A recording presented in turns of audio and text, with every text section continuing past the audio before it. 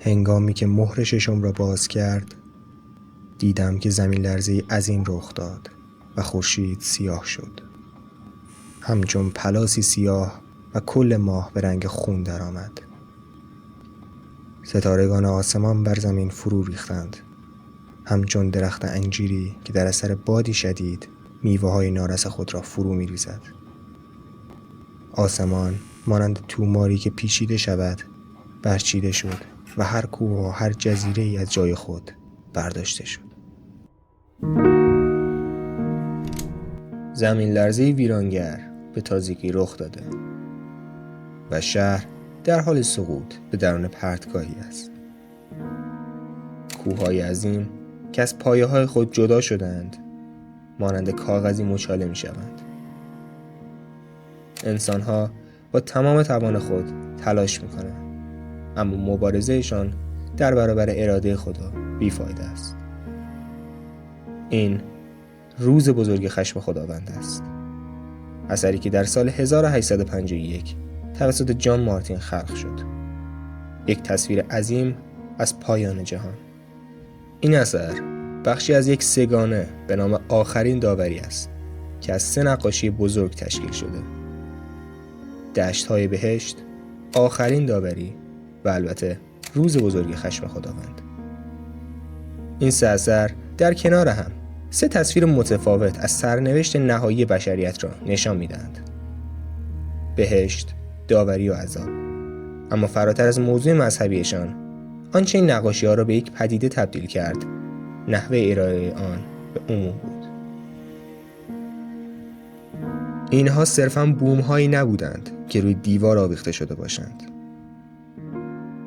آنها نمایش رویدادهایی بودند، تجربه‌های تئاتری که برای غرق کردن کامل بیننده طراحی شده بودند و مردم برای دیدن آنها پول می‌دادند.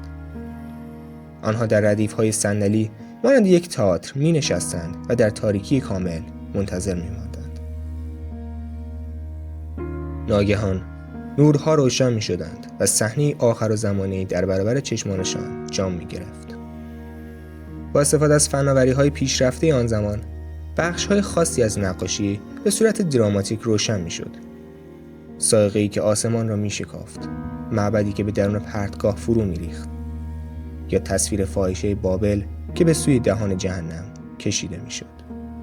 همه اینها با جلوه‌های صوتی و صداهایی از پشت صحنه همراه بود که آیاتی از کتاب مقدس را تلاوت می‌کردند. این یک تجربه حسی، مذهبی و عاطفی بود که تماشاگران را شگفت زده می‌کرد و البته نتیجه داد. موفقیت این نمایشگاه عظیم بود. این نمایش نه تنها در بریتانیا، بلکه با اشتیاق در سراسر اروپا و آمریکا نیز به نمایش درآمد. روز بزرگ خشم خداوند به یک تصویر نمادین تبدیل شد، یک مرجع بصری برای روز رستاخیز که عمیقاً با طرزهای مذهبی آن دوران همخوانی داشت. اگر درست فکر کنیم، این فرمول چندان از آنچه امروز می‌بینیم دور نیست.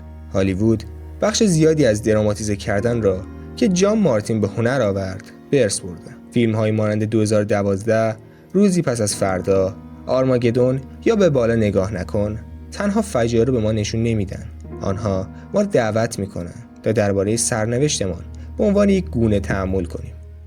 و این دقیقاً همان کاری است که مارتین انجام داد، اما به وسیله قلمو، نه توسط دوربین. همچنین یک شباهت جالب بین مخاطبان وجود دارد. همانطور که جمعیت در دوران ویکتوریا برای تماشای داوری نهایی به عنوان یک نمایش هجوم می‌آوردند، امروز میلیون‌ها نفر به سینماها میرن تا بارها و بارها نابودی زمین را تماشا کنند. این جذابیت همچنان پابرجاست. زیبایی در دل هرج و مرج، والایی در دل فاجعه.